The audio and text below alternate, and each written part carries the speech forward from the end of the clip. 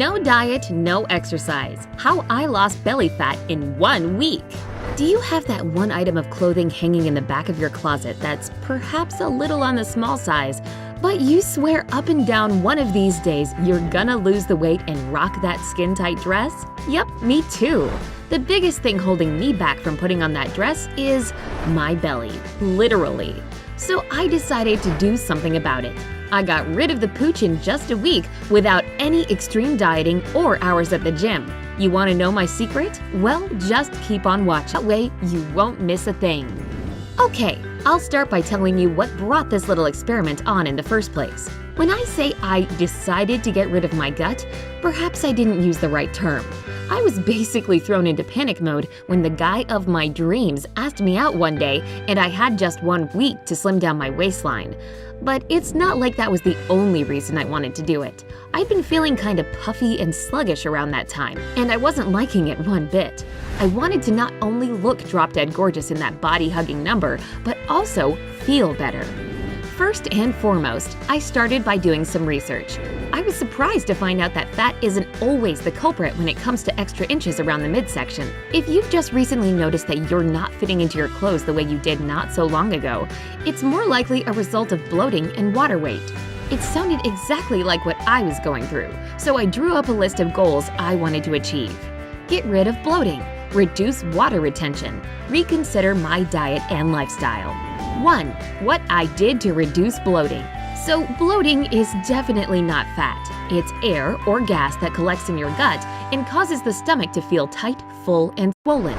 Once I'd established that I was indeed bloated, here's what I did to reduce it. I tried this thing called acupressure since I'd read that it really helps with bloating. I used the following 2 methods. The first pressure point can be found about 4 fingers above your belly button. I massage this spot for 3 minutes using both clockwise and counterclockwise movements. It really does relieve stomach cramps and prevent gas formation.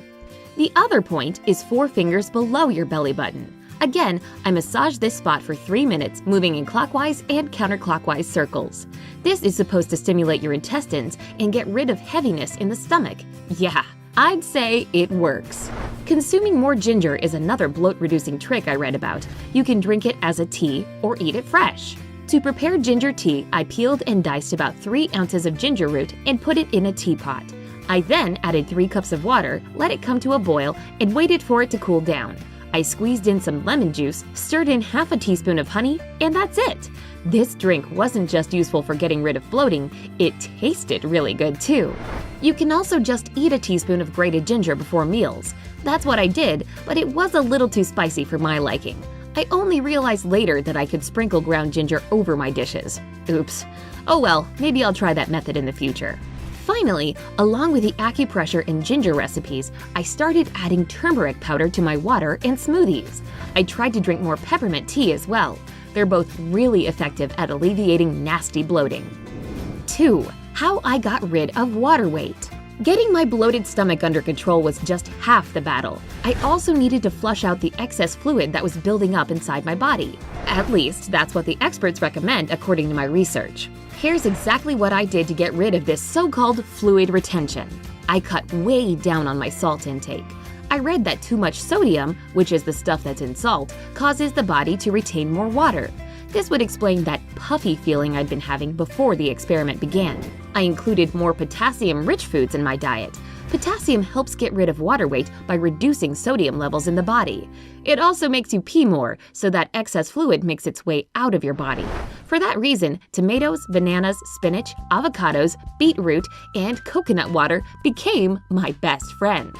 I also tried making dandelion tea a couple of times. This herb is a natural diuretic, which means, like potassium, it increases urine production in the body. It really does work, but if you decide to give it a go, just be ready for lots of inconvenient trips to the bathroom. I tried to consume fewer carbs, since they supposedly increase your insulin levels. Insulin makes your body retain more sodium, and you already know what that means, more water retention. So I cut down on processed sugar and other sweeteners, as well as all kinds of desserts, chocolate, and refined grains. This was certainly one of the toughest aspects of the experiment. But to tell you the truth, it's not that restrictive of a diet, so you don't really feel like you're dieting.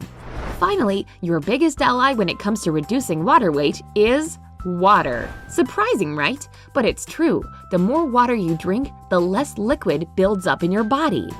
3. How I changed my lifestyle and reconsidered my diet. Before I started this experiment, I didn't really have the worst diet out there, but I did realize what changes could be made. I replaced carbs with protein. No, I didn't feel starved or unhappy. I actually felt lighter and full of energy. Nuts, fish, dairy products, and meat turned out to be no less delicious than junk food and pastries. I reduced my portion sizes but ate more often throughout the day. Instead of 3 huge meals, I had 6 that weren't particularly big but were still big enough to fill me up. I gave up soda and other sugary drinks. Believe it or not, carbonated drinks make you bloated and gassy. I completely quit the sugary store-bought stuff and made my own tasty and fat-burning drinks at home. Here are some of my favorite recipes.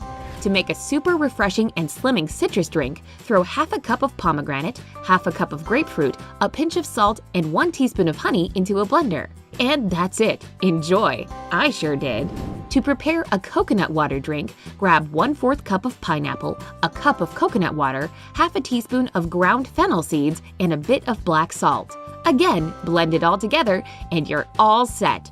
Oh, drank mine on ice, so you should try it that way too. This celery cocktail is easy to make too. You'll need half a cup of celery, a cup of water, half a teaspoon of apple cider vinegar, and a pinch of ground black pepper. Blend the celery with the water, pour it into a glass, add the vinegar and pepper, stir it, and drink up.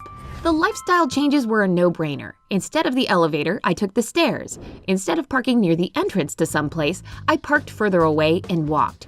Instead of sitting in front of the TV all evening, I went for short 15 to 30-minute walks. Basically, any little thing I could do to get moving more, I did it. See, no gym membership needed. I did try one specific exercise you can do for bloating, and it's called the stomach vacuum. It's not as scary as it sounds.